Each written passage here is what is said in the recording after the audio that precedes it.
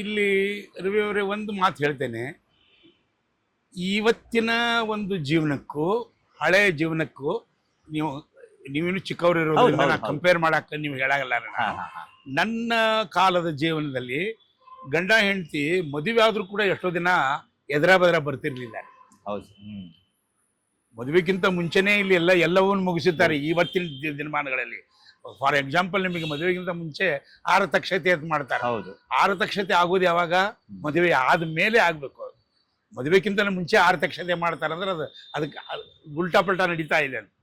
ಅವಾಗ ನಾವು ನಮ್ಮ ಪ್ರೀತಿ ಪ್ರೇಮ ಪ್ರಣಯ ಅಂತಕ್ಕಂಥದ್ದು ಬೇರೆಯವ್ರ ಕಣ್ಣು ಕುಕ್ಕು ಥರ ಹೋಗ್ತಿರ್ಲಿಲ್ಲ. ಇವಾಗ ಬೇರೆಯವರು ನೋಡ್ಲಿ ಅನ್ನೋ ಉದ್ದೇಶದಿಂದ ಮಾಡ್ತಾರೆ ಅನ್ನೋ ಅಂತ ಅನಿಸ್ತಿದ್ದಾರೆ. ಇವತ್ತಿನ ನನ್ನ ಥರ ಹಾಡುಗಳನ್ನ ಬರೆಯೋರು ಉತ್ತರ ಕರ್ನಾಟಕದ ಮನೆ ಮನೆ ಮಕ್ಕಳು ಬರೀತಾರೆ. ಇವತ್ತು ಸುಂದರವಾಗಿ ಹಾಡುಗಳನ್ನ ರಚನೆ ಮಾಡ್ತಾರೆ. ಒಂದು ದುರಂತ ಏನಂತಂದ್ರೆ ರೀ, ಅವರು ಪ್ರೀತಿ ಪ್ರೇಮ ಗೆಳತಿ ಗೆಳೆಯ ಇವ್ರನ್ನ ಬಿಟ್ಟು ದಾಟಿ ಹೊರಗಡೆ ಬರ್ತಾ ಇಲ್ಲ ರೀ.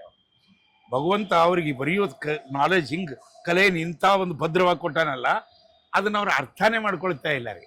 ನಾವು ಸಾಧ್ಯದ್ರೆ ಬರೆಯಲೇಬೇಕಂತಂದ್ರೆ ಏನು ಬೇಕಾದ್ರು ಬರೆಯಬಲ್ಲಿ ಅಂತೇಳಿ ಭಗವಂತ ಅವ್ರಿಗೆ ತಾಕತ್ತು ಕೊಟ್ಟರು ಕೂಡ ಅದನ್ನು ಬಿಟ್ಟು ಬರೋಕ್ಕೆ ತಯಾರಾಗಿಲ್ಲ ರೀ. ಅವ್ರು ಕಾರಣ ಏನಂತಂದರೆ ಅವ್ರು ಅದರಲ್ಲಿಯೇ ಸಂತೋಷ.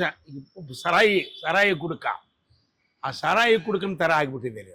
ಇವರು ಪ್ರೀತಿ ಪ್ರೇಮ ಅಂತಕ್ಕಂಥದ್ದು ಆ ಏಜ್ ಇದೆಯಲ್ಲ, ಆ ಏಜಿನೊಳಗಾಗಿ ಅಷ್ಟೇ ಜೀವನ ತಿಳ್ಕೊಂಡ್ಬಿಟ್ಟಾರೆ ಅವರು.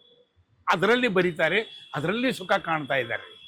ಆದರೆ ನಾಳೆ ಅವರು ಸಮಾಜಕ್ಕೆ ಬೇಕಾಗಿರ್ತಕ್ಕಂಥ ಒಳ್ಳೆ ವಸ್ತುಗಳನ್ನ ಕೊಡ್ತಾರೋ ಇಲ್ಲೋ ಅಂತ ನನಗಂತೂ ಗೊತ್ತಿಲ್ಲ ರೀ. ಯಾಕಂದರೆ ಅದನ್ನು ಮಾಡ್ತಕ್ಕಂಥ ವಿಷಯ ಬರೀತಕ್ಕಂಥ ಹುಡುಗರು ವ್ಯಾಪಾರಿ ಮನೋಭಾವ ಇಟ್ಕೊಂಡು ಬರಿತಾ ಇದ್ದಾರೆ ಇವಾಗ.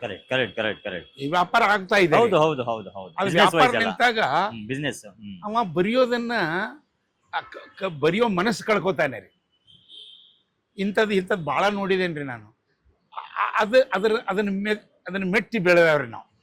ಅದು ಪ್ರಚಾರ ಆಗಲಿ ಆಗದೆ ಇರಲಿ, ಏನು ಬರಿಬೇಕೋ ಅದನ್ನು ಬರೀತಕ್ಕಂಥವ್ರು ನಾವು.